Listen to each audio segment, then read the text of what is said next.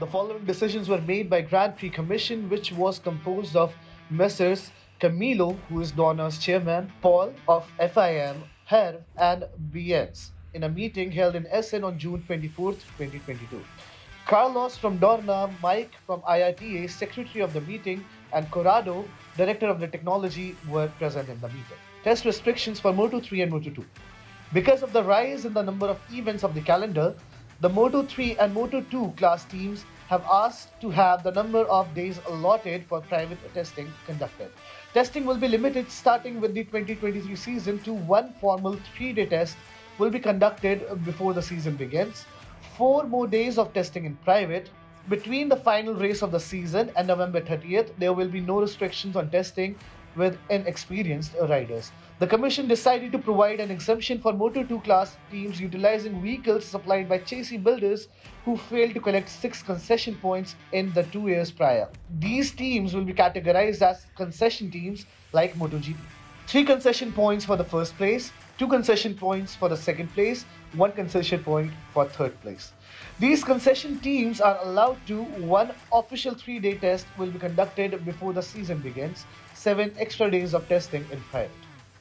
Age restrictions Moto2 class.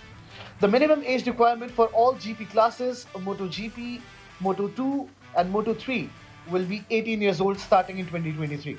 Winners of the rookie and or junior GP are already exempt from this rule and are permitted to compete in Moto3 when they are 16 in 2023 or 17 years old in 2024.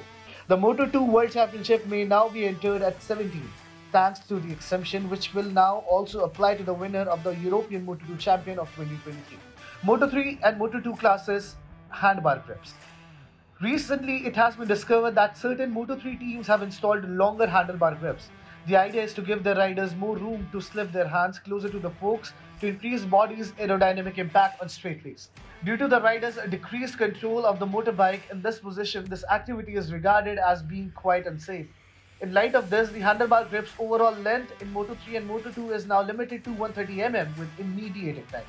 Except the handlebar end plug and or fittings for the brake lever protection, the handlebar grip must be installed at the end of the handlebar.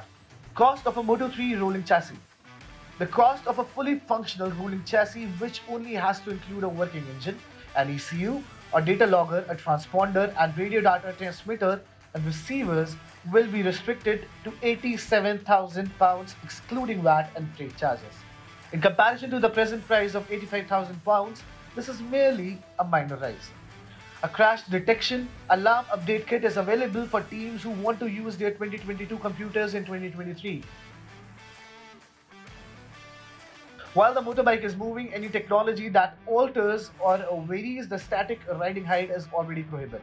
Devices that only work once at the start of the race are now included in these restrictions. Those are whole shot devices.